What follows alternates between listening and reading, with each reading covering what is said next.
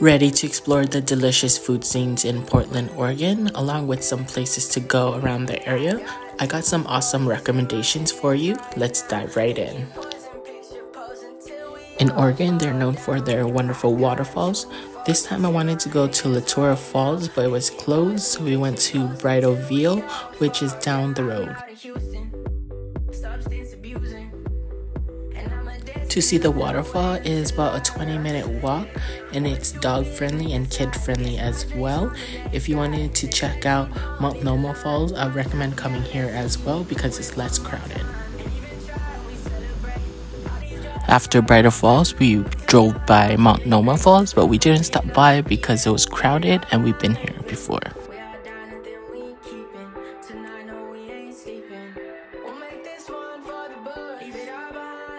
We did stop by Horsetail Falls because it required no hiking and it wasn't as crowded.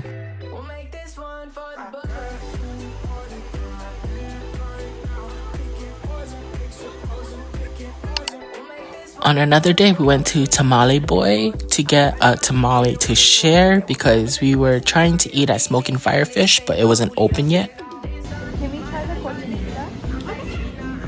Is that the one that you recommend? It's really good. Okay. Here we have is the cochinita pit bull. This is my first time having tamale and it does look different from other tamale places.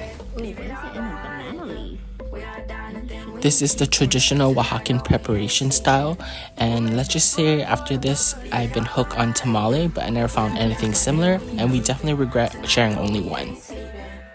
We then headed over to Smoking Firefish. What they serve here is Hawaiian style plate lunch. Here is their menu. They don't really serve that much options. We end up getting the Korean fried chicken and the bulgogi. We also got a side of mac salad, and it was way too much mac salad. Overall, we thought this place was pretty decent. Nothing bad about it, but we definitely wish we ordered more food at Tamale Boy. We then headed over to the Porto Tea Company.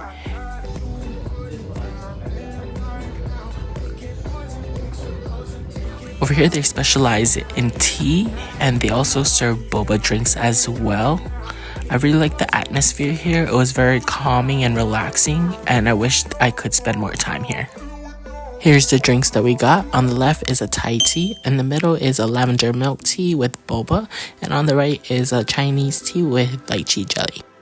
Later on that night, we went to Hit Yai for dinner. What they're known for is their curry, fried chicken, and roti. To order, you order through your phone, and when the food is ready, someone delivers it out and you pay through your phone as well. Also, the price for the food was pretty reasonable, so I really enjoyed this place. What we ordered here was the brisket curry. We also got additional side of roti and jasmine rice. I really enjoyed the brisket curry here, along with the roti as well. The brisket was very tender and soft, and though the curry is a little runny, but it was super flavorful. Another dish we ordered was the Hit Yai for two. This is the one with the fried chicken, what they're known for, and it comes with curry and roti as well. This curry is a little different from the brisket one, but it was still good. I'm kind of disappointed that I never tried this place before. Their chicken was very crispy and flavorful, and I really enjoyed their dipping sauce with it. We also got their Thai tea. I thought this was pretty normal, nothing special. The next time I'm coming to Portland, I will definitely add this to my list again because it was really good. Next morning, we went to Roste Chocolate House. What they serve here is hot chocolate along with pastries and coffee.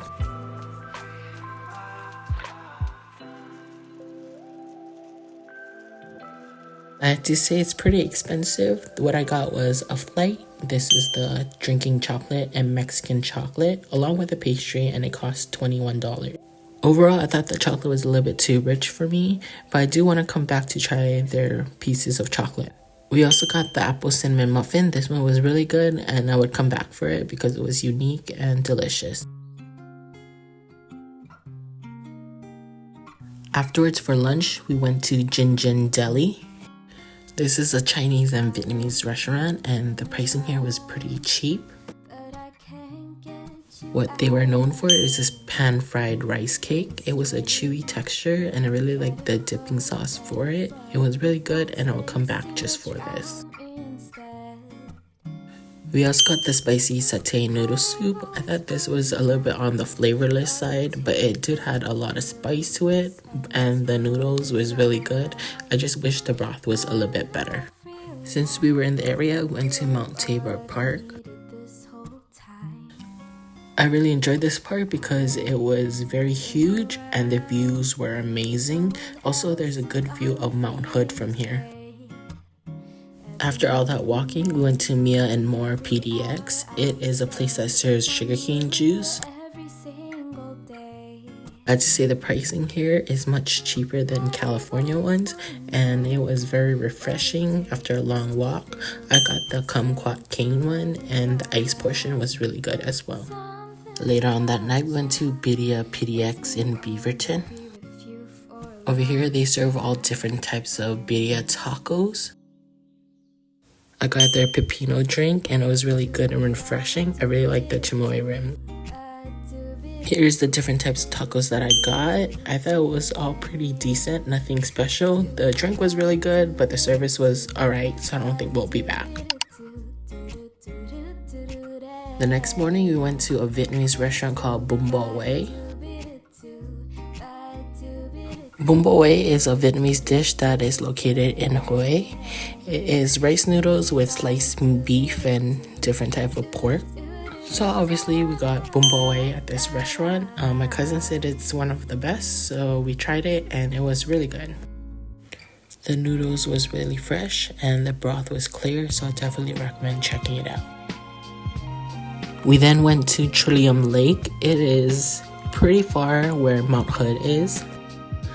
I really enjoyed the view here of the mountain over the lake. It was just amazing. I definitely recommend coming, especially when it's the winter.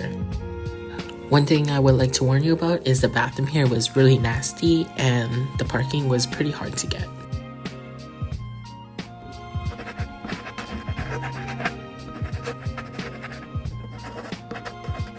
He's like looking off over there. Like...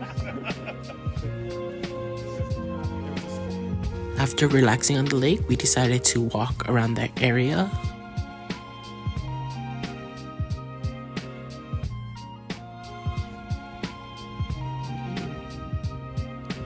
Later on that night, we decided to treat ourselves to some dessert and we went to Dot Sugar. This place serves Turkish dessert that I never tried before. The drink I got there was a strawberry mojito. It's non-alcoholic and it was very potent and delicious. Here's the desserts that we got. It came out very hot and warm. I got half pistachio lakma and this one was very nutty, rich, and creamy. I really enjoyed this one. The other half is a Nutella lakma. It was pretty good. This is my first time having lakma and it tastes like mini donuts. And the best dessert was the lotus waffle stick. It was basically biscotti, but the cream on the waffle was really good.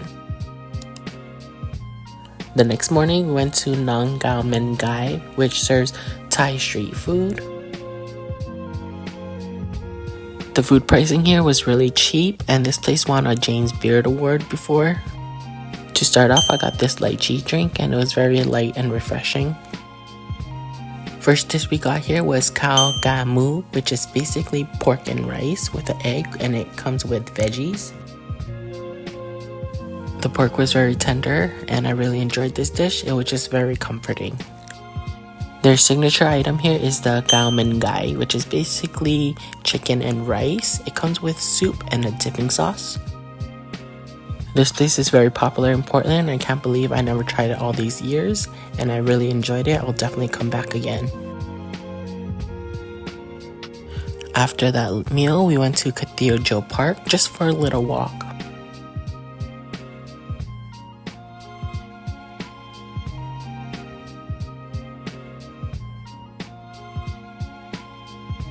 Later on that night, we went to Sugar Hill. This bar was very cozy and I really liked the atmosphere of it. And on Tuesdays, there's a pre-inflation menu where everything was much cheaper. Here we have is their cheeseburgers and fries and it was just $3 a piece. Here's their cheeseburger. I thought it was pretty good because it was only $3, so I have no complaints there. And their french fries was pretty good as well. It had a nice amount of salt. We also got a half a dozen oysters. It was $1 each. The size of it was small, but I didn't expect much for $1. Here's the drinks that we got. The drinks were regular price, but the tequila shots was $3 a piece.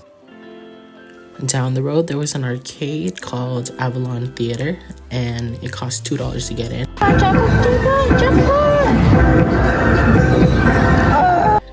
The games here were pretty cheap, but I still didn't like the fact that it cost $2 per person to get in. But the games were nostalgic, but I do prefer the one at Seaside more.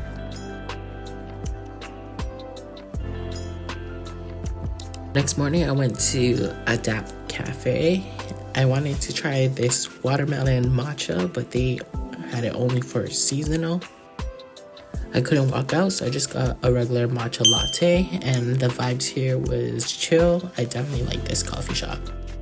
I got a little hungry afterwards, so I went to Yokai Musubi. The musubi here was like $4 something a piece. They also had pastries and desserts here, along with Hawaiian snacks. The first one I got was a tuna mayo. I always go for this when I'm in Hawaii. I also got a Shoga Tengu tuna. I thought this one was okay. And I also got the Terry salmon. Overall, I thought this place was pretty decent because it was too much rice and the filling was a little bit. I also didn't like the fact that it was kind of on the bland side. Afterwards, I went to Smith Tea Maker. I've been here before, but this time I wanted to try another drink. This time I got their strawberry honey bush and it was really good. I wish they had more flavored iced tea options, but this will do. For dinner that night, we went to Swiss Hibiscus.